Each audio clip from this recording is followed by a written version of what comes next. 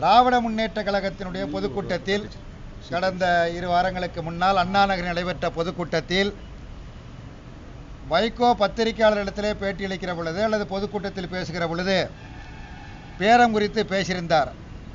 அது குறித்து பேசுகிற திராவிட முன்னேற்ற கழகத்தின் பேச்சாளர் அதை நிரூபிக்கவில்லை என்றால் வைகோ குடும்ப பெண்களை நிர்வாணமாக தெருவில் இழுத்து வருவோம் என்று பொதுக்கூட்டத்தில் பேசி அது அண்ணாநகர் காவல் நிலையத்தில் புகார் தெரிவிக்கப்பட்டிருக்கிறது, எஃப்ஐஆர் பதிவு செய்யப்பட்டிருக்கிறது.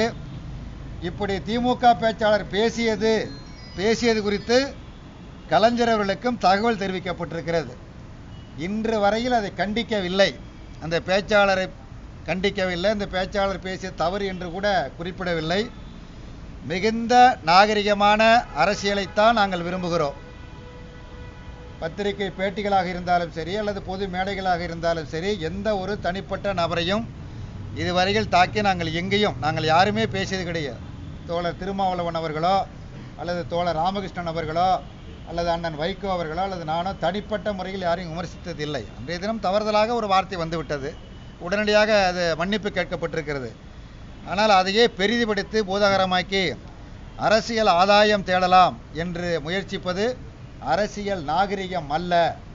இதை நாங்கள் மக்கள் நல கூட்டணியின் சார்பாக இந்த சம்பவத்திற்கு பிறகும் தொடர்ந்து மதிமுக தொண்டர்கள் வீடு பல இடங்களில் தாக்கப்பட்டிருக்கிறது, அவையெல்லாம் காவல் நிலையத்திலே புகார் தெரிவிக்கப்பட்டிருக்கிறது. இவைகளை எல்லாம் தடுத்து நிறுத்தக்கூடிய வகையில் நம்முடைய முன்னாள் முதலமைச்சர், திராவிட முன்னேற்ற கழகத்தினுடைய கலைஞர், முத்தமிழ் அறிஞர், மரியாதைக்குரிய கலைஞர் உரிய நடவடிக்கைகளை மேற்கொள்வார் என்று நாங்கள் இப்பொழுதும் எதிர்பார்க்கிறோம்.